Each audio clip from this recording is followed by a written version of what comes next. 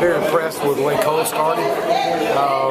Very efficient, operating the system, ran hard. Guys had good energy, really coming out, really challenging those guys, and again, just stressing to those guys. And nobody knows your name, so you just keep coming out, and maybe one of these days somebody will pick your name up along the way. But they ain't expecting you to do much, and so again, playing with an edge, a little sense of urgency, and to see these guys come out with that little urgency that they had, and challenging them a little bit, And so it was good. They went 15 plays, something like that, and Cole got it in, and it was good. It was good to see. Started off and rolled from there, and did some good things. Obviously, just looking at a few other guys out of it. Really, some guys that really stepped up along the way, and we still got some work in some other areas. We got to get better in our short yardage game. Got to be better. We'll keep working that. Would you say it's airtight at running back? It's that close, or is there one or two guys that? It is close. I mean, they're all four working extremely hard.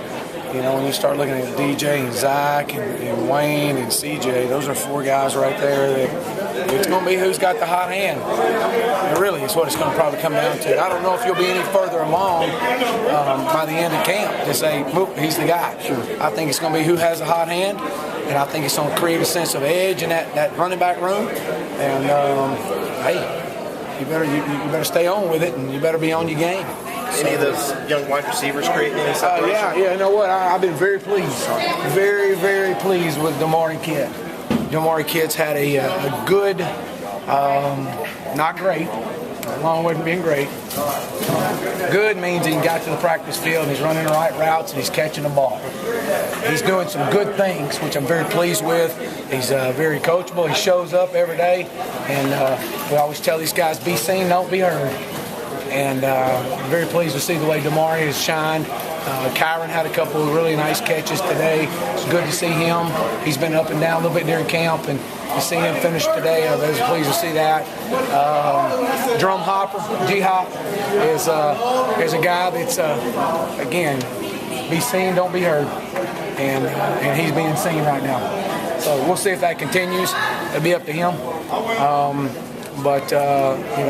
Those guys like that, and Artavis Scott. Artavis has had a good camp. Some of these guys are kind of hitting the wall right now, these young guys, and we're just having to push them through it. But Artavis doing some good things, and going to be a really good player for us this year. Is that more of a mental wall or physical wall for the freshmen? Well, I think it's more both. Both. It's mental. You're adding. You got so much install going in on them. You're trying to overload them. I mean, I'm trying to just basically smother them and see what they can do and see if they can respond to the pressure that we're going to put on them. We're going to strain their little butts and see how they respond. And some of them will respond, and some of them will fold like a one-legged pudding. I mean, it won't be good. And so you try to really stress to those guys, to really hang on to that thing and really we tell these young guys, Mylan Richards is going to be a phenomenal player for us, and I just say, hang on. Everybody's been in your shoes before, and just ride the wave. It'll all come at one point in time when it's supposed to.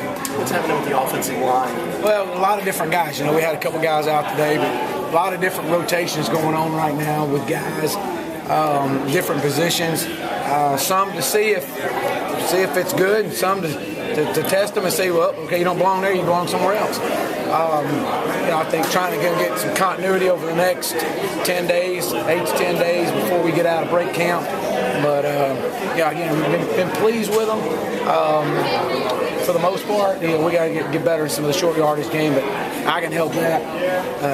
I can do some things to help them out in that regard, but they're going to be just fine. We're going to have our guys; they'll be ready to go. And the big thing is just make sure that you care, and it means something to you.